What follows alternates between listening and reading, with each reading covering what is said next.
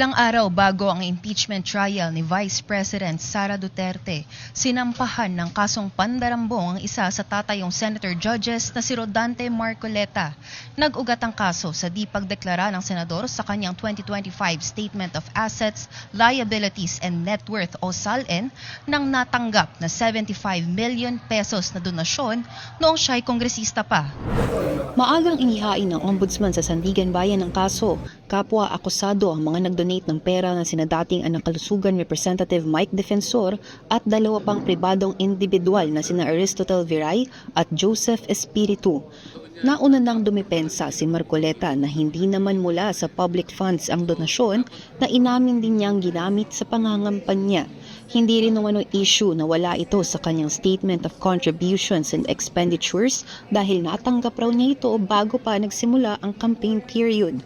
Matatandaang noong Marso, ibinasura ng Commission on Elections ang investigasyon kay Marcoleta dahil walang sapat na ebidensyang lumabag siya sa election law. Pero una nang ipinaliwanag ng ombudsman na may nilabag pa rin ng senador dahil lampas ang halagang tinanggap niya bilang kongresista sa 50 million peso threshold ng plunder law. Sa pahayag ng ombudsman, binigyang diin nito na kay Marcoleta mismo nanggaling na hindi niya idineklara ang donasyon kaya wala silang choice na ipagkibit balikat ito.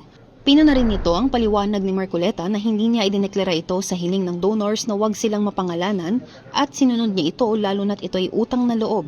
Bukod sa kasong pandarambong, nahaharap din si Marcoleta at ang tatlo niyang kapwa akusado sa kasong paglabag sa Presidential Decree 46 na nagbabawal sa mga opisyal ng gobyerno na tumanggap ng regalo.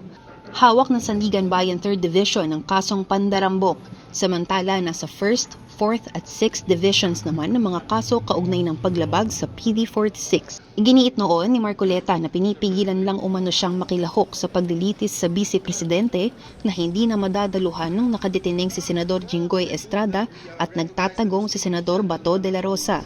Sa nakaraang 3 araw, nagdaos ang Iglesia ni Cristo ng rally bilang suporta kay Marcoleta na nanindigan namang handa siyang makulong.